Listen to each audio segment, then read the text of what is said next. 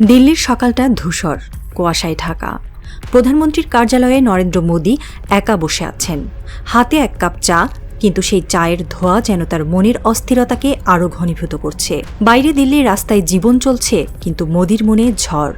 লালমনিরহাট, বাংলাদেশের উত্তরের সেই ছোট্ট জেলার নামটা যেন তার বুকে সূচ ফুটিয়ে দিচ্ছে। এশিয়ার দ্বিতীয় বৃহত্তম বিমান ঘাঁটি সেখানেই গড়ে উঠছে। মাত্র 12 কিলোমিটার দূরে ভারতের সবচেয়ে স্পর্শকাতর শিলিগুড়ি করিডর চিকেন নেক থেকে। মোদির মুখে কথা নেই, কিন্তু চোখে অস্থিরতা। তিনি জানেন এই ঘাঁটি শুধু একটি রানওয়ে নয়, এ যেন ভারতের আঞ্চলিক আধিপত্যের উপর এক অদৃশ্য তলোয়ার। হুমায়ুন আহমেদের উপন্যাসের মতো তার মনের ভেতরটা যেন একটা ধূসর গল্প, যেখানে তিনি এমন একজন ভিলেন যার হাত থেকে নিয়ন্ত্রণ সরে যাচ্ছে।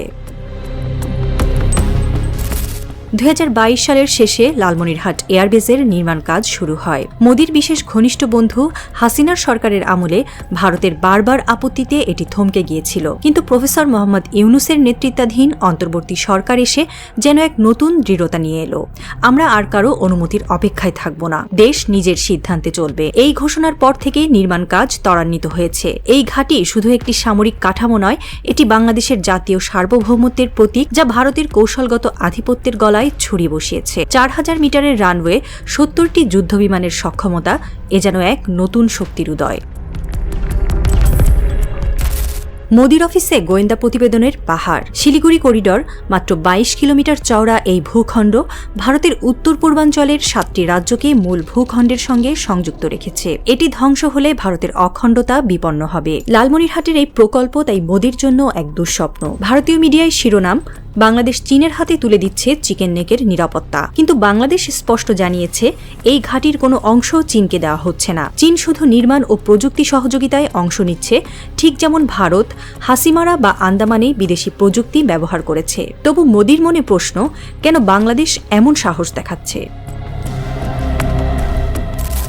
লালমনিরহাট এয়ারবেস শুধু সামরিক ঘাঁটি নয়, এটি একটি বহুমুখী কৌশলগত উদ্যোগ। এখানে গড়ে উঠছে এভিয়েশন ও অ্যারোনটিক্যাল বিশ্ববিদ্যালয়, যেখানে ভবিষ্যতে যুদ্ধবিমান তৈরির পরিকল্পনা রয়েছে। মেইনটেনেন্স ও রিফুয়েলিং হাব তৈরি হচ্ছে, যা আন্তর্জাতিক যুদ্ধবিমানের জন্য উন্মুক্ত হবে। চীন $500 মিলিয়ন বিনিয়োগ করছে আধুনিক রাডার ও রানওয়ে নির্মাণে। কাতার ও তুরস্ক যথাক্রমে $200 ও $300 মিলিয়ন প্রস্তাব দিয়েছে ড্রোন ও রাডার সিস্টেমের জন্য।